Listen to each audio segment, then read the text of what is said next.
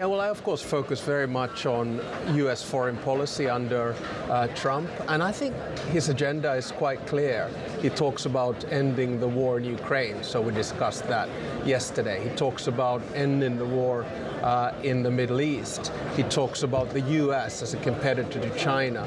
We talked about that. He talked about Europe taking more responsibility for its own defense and security. We talked about that. So I think it's pretty clear speak when you talk about American foreign policy. Then, of course, there will be challenges. You know, tariffs can be a challenge. Climate issues can be a challenge. But the truth is that throughout history, the United States and Europe have usually seen eye to eye, and I'm sure we'll be doing that again in the next 4 years. Do you expect perhaps this next term to be less combative towards Europe? I think the United States needs Europe, but Europe needs to understand that the United States has changed. That means that we need to take more responsibility for what we do, for instance, in terms of security. And when that happens, I think the United States, whose number one competitor is China, will look at Europe and say, okay, about 20%, 25% of our allies are right there in Europe.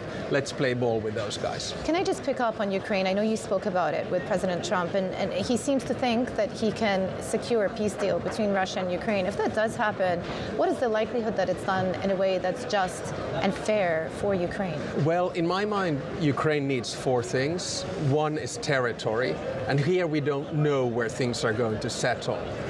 The second one is security guarantees. So probably territory and security guarantees in these negotiations will go hand in hand. And of course, in my mind, eventually EU membership and NATO membership. The third one is justice, so Russian war criminals indicted. And then the low-hanging fruit is actually number 4, which is reconstruction. It's difficult to say at this stage, but I think we in Europe and the rest of the world needs to understand that Donald Trump is very serious about getting a peace deal sooner rather than later.